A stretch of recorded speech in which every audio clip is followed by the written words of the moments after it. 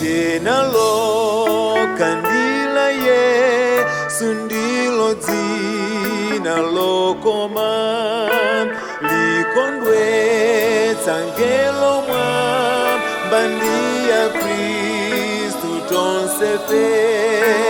Jina lo kandila Yesu ndilo jina lokoma likondwetsa ngelo mwambandia Kristu tonsefe. Jina lo kandila Yesu pamene ndivutika. Jina lo kandila Yesu pamene ndikondwera. Jina lo kandila Yesu pamene ndivutika. Jina lo kandila Yesu pamene ndikondwera.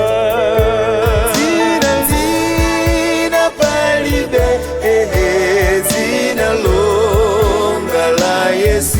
Zina zina palibe zina longa la Yesu.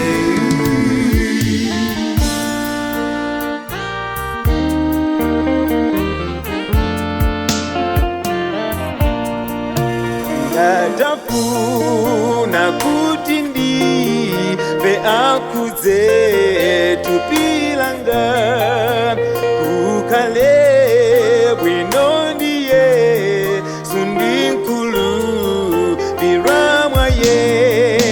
Ngarafuna kuti ndive akudze tupilanga kukale bwino ndiye sundinkulu biramwaye. Zina zina palibe zina longa la Yesu. Zina zina palibe zina longa la Yesu. Zina zina palibe zina longa la Yesu.